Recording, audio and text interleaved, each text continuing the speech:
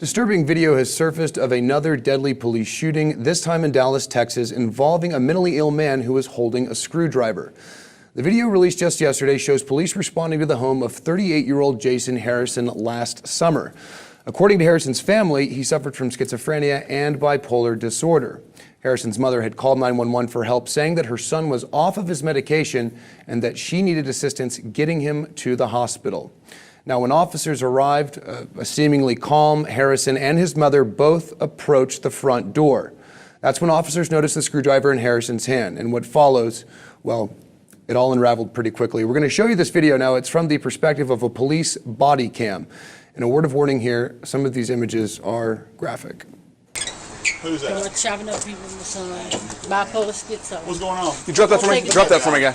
Jay! Drop it! Jay! Drop it! Jay! It's chilling stuff there. Police claim that the shooting is justified, that Harrison lunged at officers with the screwdriver and that they had to make a life and death split-second decision. The family, of course, disagrees. They say that the officers essentially failed to de-escalate the situation. It should also be noted here that these two police officers in question with the Dallas Police Department had sensitivity training when it comes to dealing with people who have mental health conditions. So, Elliot, again, here we are dealing with this type of situation, police use of force, and for that matter, a lack of compliance by the person involved with those police.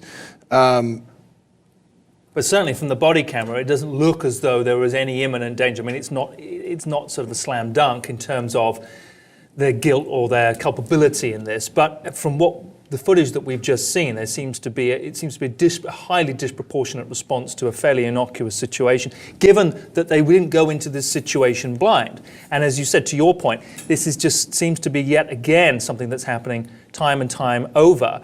I mean, my other obvious question, and it's not the most sensitive question to us, don't these guys have tasers? Isn't this why they carry tasers to try and, if they want to neutralize somebody rather than just shoot them down in that way? It's a good question. The police are claiming that because there was the house and the front porch in front of them and behind them two parked cars, they didn't have any room to maneuver, which means that had they used a taser and he was able to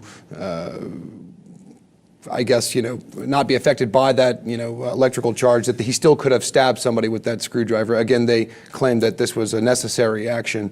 I'm sort of at a loss for words about how graphic this video is, but more to that, I read something interesting recently. This is from Randy Balco, who blogged for the Washington Post. He's also author of a book called Rise of the Warrior Cop, The Militarization of Police Forces. And in an article for the Post, he cites a former police officer and now law professor who posits a notion that I think is very critical to this debate. And what he says is, quote, "We shouldn't be asking if police actions were legal or within a department policy, especially in a situation like this. We should be asking if they were necessary. Asking if a police shooting was legal tells us nothing about whether or not we should change the law." So, the question we normally leap to in a situation like this is, was it legal, was it justified, right? But at the end of the day, he's right.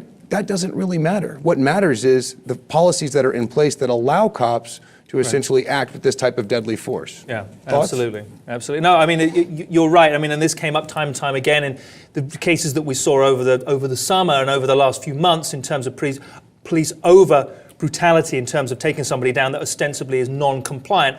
The argument was always, well, they acted within the letter of the law and they acted, there was no illegal act conducted or carried out by them.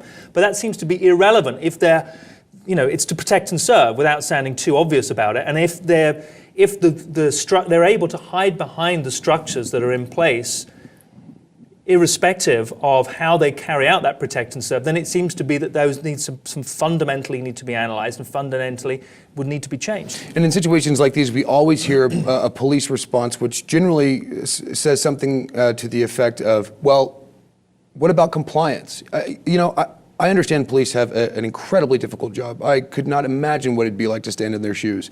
Police say they did not comply with the order, which is why the use of force was justified. But again, we're talking about changing the law. So what if the law in this case allowed for, say, two trained police officers with mental health, people dealing with mental health disorders, were to be accompanied, say, by a social worker, dispatched at the same time. The reason being is because it did not seem like there was any de-escalation whatsoever in this incident. I want to take that to another quote. This is from a former commander of the New Orleans Police Department Crisis Intervention Team. Her name is Cecile Thibault. In the Dallas Morning News, she says, quote, the art of crisis intervention is to be able to establish a trusting relationship pretty quickly. You want to be partnering up with someone. You want to be partnering up with that person. Didn't look like that happened here. No. And then certainly from a community perspective, and you take that to a macro level from the community perspective, it seems to be failing as well, fairly dramatically. Well, of course, this is a hot button topic, dramatic video. You can see it online for yourself. We want to know what you think. We want to hear your comments. I'd ask that we don't necessarily want to hear all about whether or not you think this shooting was justified, but maybe perhaps you could comment on whether or not you think the law should be changed. Leave your comments, hit us up on Twitter or in the comment section below. You're watching The Lip News.